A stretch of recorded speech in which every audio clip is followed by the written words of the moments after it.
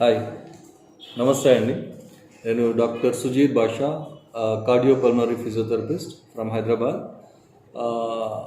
ఇప్పుడు జరుగుతున్న సిచ్యువేషన్స్ ప్రకారం ప్రపంచం మొత్తం కరోనా కోవిడ్ వైరస్తో అందరం తల్లడిల్లిపోతున్నాం. అండ్ దెన్ WHO, తర్వాత పెద్ద పెద్ద హాస్పిటల్స్, కార్పొరేట్ హాస్పిటల్స్, చిన్న హాస్పిటల్స్, పెద్ద డాక్టర్లు, స్పెషలిస్ట్ డాక్టర్స్, తర్వాత WHO అందరూ కలిసి మనల్ని ఒక రైట్ డైరెక్షన్లో తీసుకెళ్తున్నారు. వాళ్ళు మంచి సలహాలు, సూచనలు పాటించమని చెప్తున్నారు. లైక్ మాస్క్, తర్వాత సోషల్ డిస్టెన్సింగ్, శానిటైజేషన్, ఏం చేయాలి, ఏం చేయకూడదు, ఎలా ఉండాలి, ఏం తినాలి, ఏం తినకూడదు, ఇవన్నీ క్లియర్గా ఎక్స్ప్లెయిన్ చేస్తున్నారు. నేను ఒక ఫిజియోథెరపిస్ట్గా మీ అందరికీ, మన సొసైటీకి, మన పీపుల్కి, పబ్లిక్ అందరికీ నేను చదువుకున్న కార్డియాక్ రిహాబిలిటేషన్, తర్వాత పల్మనరీ రిహాబిలిటేషన్, ఇందులో నేను మాస్టర్స్ చేశానండి. చాలా ఇయర్స్గా పనిచేస్తున్నాను. సో అందరు చెప్పేది ఏంటంటే మన కరోనా వైరస్ అనేది ఎక్కువగా లంగ్ ఇమ్యూనిటీను, లంగ్ ఫంక్షన్ని డిజేబుల్ చేస్తుంది, ఎక్కువ ఇంపాక్ట్ చూపిస్తుంది. సో మనం అంతా చేయాల్సింది ఏంటంటే గవర్నమెంట్ వాళ్ళు, డాక్టర్స్, ఈ WHO చెప్పిన దాంతో పాటు రిహాబిలిటేషన్ అనేది ఒకటి ఉంటుంది. లంగ్ రిహాబ్ అంటాం దీన్ని. లంగ్ రిహాబిలిటేషన్ ప్రతి ఒక్కరు ఇంట్లో కూర్చొని నేర్చుకుంటే టోటల్ ఫ్యామిలీ మెంబర్స్ ఇండివిజువల్గా అయినా సరే, గ్రూప్గా అయినా సరే, మీరు ఎక్సర్సైజ్ ప్రోగ్రామ్ చేస్తే మీ లంగ్స్ చాలా స్ట్రెంగ్త్ అవుతాయి, క్వాలిటీ ఆఫ్ లైఫ్ వస్తుంది. ఇన్ కేస్ ఎనీథింగ్ కరోనా కానీ పాజిటివ్ వచ్చింది అని తెలిసినా కూడా మీరు సైకలాజికల్గా మీకు ఆల్రెడీ తెలిసిన ఈ ఎక్సర్సైజ్ ప్రాక్టీస్ చేసుకొని, ఒకవేళ కరోనా లేదు అనుకున్నా కూడా మనం ఎక్సర్సైజ్ చేయడం వలన కూడా ఇన్ కేస్ ఆ కరోనా వైరస్ అనేది మనల్ని అటాక్ చేసినప్పుడు ఈ ఎక్సర్సైజ్ డిఫెన్స్ లాగా, సోల్జర్స్ లాగా లంగ్ని ఒక స్ట్రెంగ్త్గా తయారు చేసి ఇమ్యూన్ సిస్టమ్ని క్లియర్గా పెట్టి మీకు బాగా సపోర్టింగ్గా ఉంటుందనే ఉద్దేశంతో నేను ఈరోజు మీకు లంగ్ రిహాబిలిటేషన్ ఎలా చేసుకోవాలి అనేది ఒక 2-3 మినిట్స్లో ఎక్స్ప్లెయిన్ చేస్తాను, డెమాన్స్ట్రేట్ చేస్తాను. మీరు అందరు నేర్చుకొని ఇంట్లోనే ప్రాక్టీస్ చేయొచ్చు. ఒకవేళ మీకు ఈ వీడియో చూడని వాళ్ళు ఎవరైనా ఉన్నా కూడా మీరు same thing can explain, others forward it to your people. అందరు నేర్చుకోవాలి. And then it should be like social cause అన్నది నా ఉద్దేశం, right? So main breathing exercise చేయడం వల్ల లాభం ఏంటంటే, ఇప్పుడు మనందరికీ ఆక్సిజన్ కావాలి. ఆక్సిజన్ ఏం చేస్తుంది? ముక్కులో నుంచి విండ్ పైప్ ద్వారా లంగ్స్లోకి వెళ్తుంది, రైట్? లంగ్స్లోకి వెళ్ళినప్పుడు లంగ్ ఫంక్షన్లో మెయిన్ ఫంక్షన్ ఏంటంటే ఇంప్యూర్ బ్లడ్ని ప్యూరిఫై చేస్తుంది. మనం తీసుకునే ఆక్సిజన్ వెళ్ళి లంగ్స్కి రీచ్ అయినప్పుడు అట్రాక్షన్ తోటి మంచి ప్యూరిఫికేషన్ అయ్యి అది మళ్ళీ హార్ట్కి చేరుతుంది. హార్ట్ పంప్ చేయడం వల్ల టోటల్ బాడీకి మన ఆక్సిజన్ అనేది బ్లడ్ ద్వారా వెళ్తుంది అనమాట. సో అప్పుడు ఏమవుతుందంటే మంచి ఆక్సిజన్ అనేది అన్ని బాడీ పార్ట్స్కి, టిష్యూస్కి, సెల్స్కి రీచ్ అవుతుంది. రీచ్ అయినప్పుడు టోటల్ బాడీ పార్ట్స్ అన్ని నరిష్ అవుతాయి, చెరిష్ అవుతాయి. అప్పుడు మీరు యాక్టివ్గా ఉంటారు. సో దీని మెయిన్ ఉద్దేశం వచ్చేసి టోటల్ బాడీకి ఆక్సిజన్ ట్రాన్స్పోర్ట్ పాత్వే ద్వారా మంచి ఆక్సిజనేషన్ ఇవ్వాలనేది, ప్లస్ మన లంగ్స్ని బాగా స్ట్రెంగ్ చేయాలి అనేది మెయిన్ ఉద్దేశం. ఇంకా నేను ఇంకో టెక్నిక్ నేర్పిస్తాను. ఏంటంటే సపోజ్ లంగ్స్లో మనకు ఏమైనా సెక్రీషన్స్ అటాచ్ అయి ఉన్నాయి. మనకు సీలియా అని ఉంటుంది, తర్వాత అల్వియోలై ఉంటుంది, తర్వాత రైట్. సో అన్నిటికీ మజిల్స్ ఈ సెక్రీషన్స్ అనేది అటాచ్ అవుతాయి అన్నమాట. అటాచ్ అయినప్పుడు ఆ థిక్నెస్ ద్వారా ఇట్ వోంట్ కమ్ అవుట్, ఇది బయటికి రాలేకపోతుంది. సో అప్పుడు కఫింగ్ అండ్ డఫింగ్ టెక్నిక్స్ ఉంటాయి. ఇట్లా జస్ట్ పర్క్యూషన్స్ చేస్తాము. దాని నుంచి లో లంగ్ వాల్యూమ్ నుంచి మిడ్ లంగ్ వాల్యూమ్ నుంచి హయ్యర్ లంగ్ వాల్యూమ్కి ఈ సెక్రీషన్స్ అనేది మొబిలైజ్ అయిపోయి ఈజీగా మీరు ఎక్స్ట్రాక్ట్ చేసి ఎక్స్పెక్ట్రేట్ చేయొచ్చు అనమాట, బయటికి తీసేయచ్చు. So this is one thing. అది తీసేస్తాము, తర్వాత బ్రీతింగ్ ఎక్సర్సైజ్ ఇస్తాము, మంచి ఆక్సిజన్ ఇస్తాము.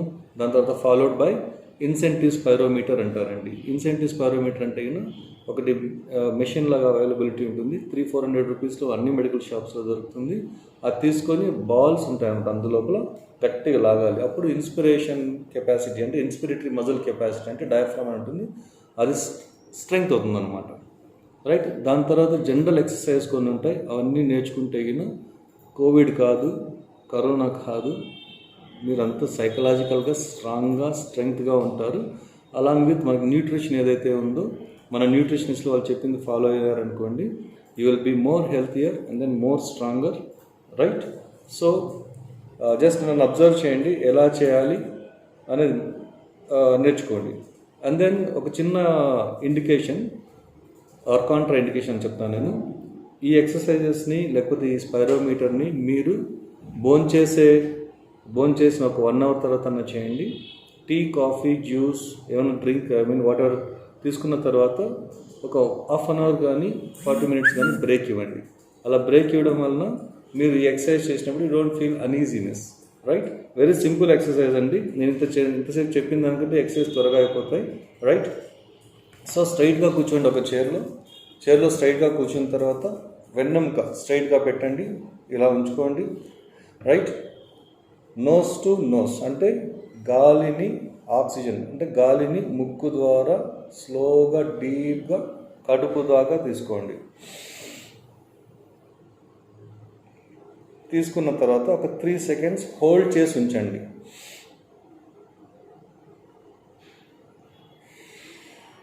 స్లోగా ముక్కుతోనే గాలిని రిలాక్స్ వదిలేసేయండి. అంటే inspiration through nose, expiration through nose.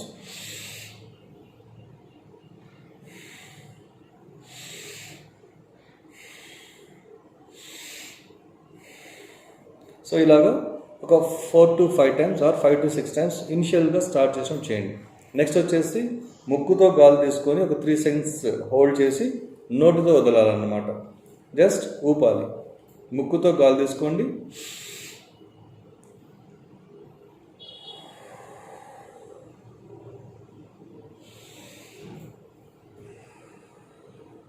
అంటే ఎంత డీప్గా లోపలికి ఎయిర్ తీసుకున్నారో అంత డీప్గా అంత స్లోగా గాలిని వదిలేసేయాలి.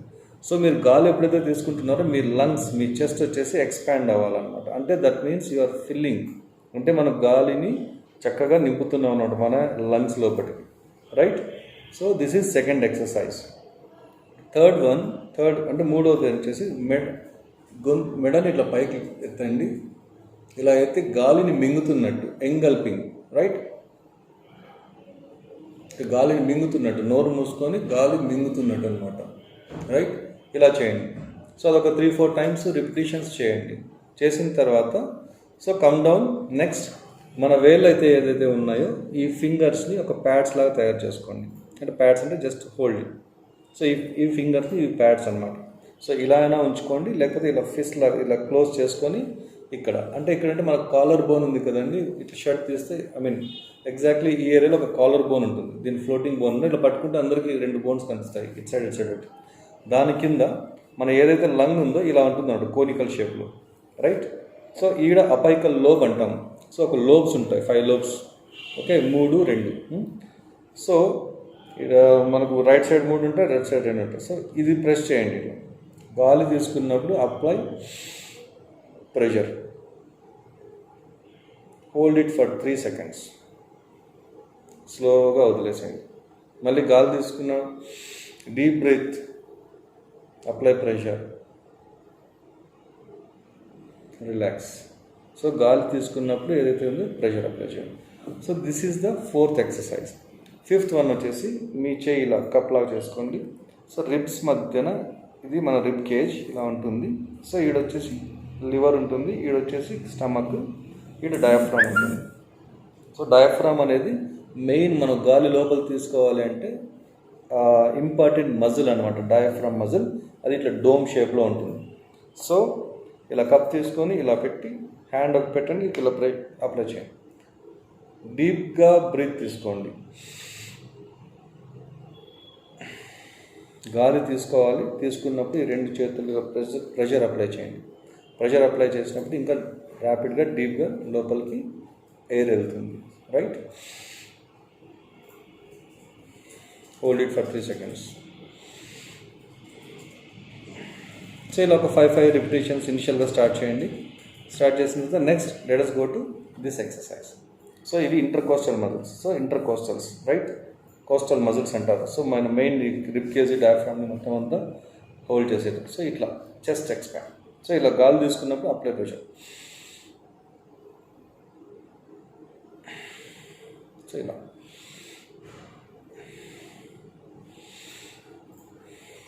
Right.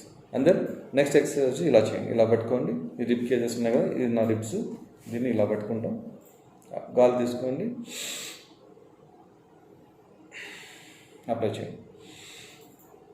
So these are the basic breathing exercises. మన ఎక్సర్సైజ్ చేయాలంటే everybody will feel it lazy, but exercise చేయండి, it will be more useful, more essential, right. దీని తర్వాత బ్రెత్ హోల్డ్ టెక్నిక్స్ ఉంటాయన్నమాట. ఎలాగంటే బ్రీత్ తీసుకోండి, హోల్డ్ చేయండి 3 to 4 seconds, స్లోగా రిలీజ్ చేస్తూ చేతుల్ని స్ట్రెచ్ చేసుకోండి, రైట్. మళ్ళీ దగ్గర రండి,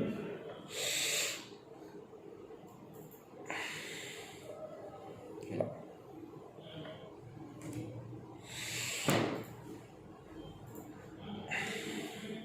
ఇలా చేయండి. సో ఇలా చేయడం వల్ల ఏమిటంటే చెస్ట్ ఎక్స్పాండ్ అవుతుంది. సో ఇందులో మనకున్న lung volumes, lung capacities, saturation point of oxygen అనేది మీరు ఒకసారి మన SpO2 మిషన్ ఉంటుంది, that is called pulse oximetry. ఆ పల్స్ ఆక్సిమెట్రీ పెట్టుకున్నప్పుడు before breathing exercises, post breathing exercises చూస్తే మీ saturation point of oxygen levels అనేది ఇంక్రీజ్ అవుతాయి అన్నమాట. దట్ మీన్స్ ఎసెన్షియల్ ఆక్సిజన్ ఏదైతే ఉందో మనకి ఎసెన్షియల్గా వచ్చి ఉంటుంది. బ్రీతింగ్ ఎక్సర్సైజ్ ముందు ఒక 95, 97, 98 అనుకుందాం. దాని తర్వాత you will get the 100% of the saturation point of oxygen, right. So కోవిడ్లో చేయాల్సింది మెయిన్ ఎక్సర్సైజ్ ప్రోగ్రామ్ వచ్చేసి ఇది. దీని తర్వాత మనం ఫాలో చేయాల్సింది వచ్చేసి ఇన్సెంటివ్ స్పైరోమీటర్. సో ఒక ఇన్సెంటివ్ స్పైరోమీటర్ అంటారు, మెడికల్ షాప్స్లో కానీ ఎక్కడైనా దొరుకుతుంది. అది తీసుకొని జస్ట్ గట్టిగా లాగాలన్నమాట, ఆ బాల్స్ అనేవి పైకి లేవాలి, రైట్. సో దాని తర్వాత జనరల్ ఎక్సర్సైజ్ ఉంటాయి, నెక్ ఎక్సర్సైజెస్ కానీ, ఇవన్నీ మీకు తెలిసినవే, ప్రతి ఒక్కరికి తెలుసు, ఎన్నో వీడియోస్ కూడా చూసింటారు. ఈ జనరల్ ఎక్సర్సైజ్ కాంబినేషన్లో కంటిన్యూ చేయండి. Just rotations and then flexion, extension movements, ఇలా జస్ట్ జనరల్గా ఇవన్నీ ఎక్సర్సైజ్ అన్నీ చేయండి, రైట్. స్ట్రెచ్చింగ్స్ చేసుకోండి. సో ఇవన్నీ ఏమవుతుందంటే కన్సాలిడేటెడ్గా ఒక హోలిస్టిక్ అప్రోచ్లో మన టోటల్ బాడీని కండిషన్లో ఉంచుతాయన్నమాట, right. So this is what I want to explain to you all. And then in case any doubts unna evanunna, you just send me a message, right, so that I can get back to you. I can train you on video call sessions also, right. Thank you so much. Bye.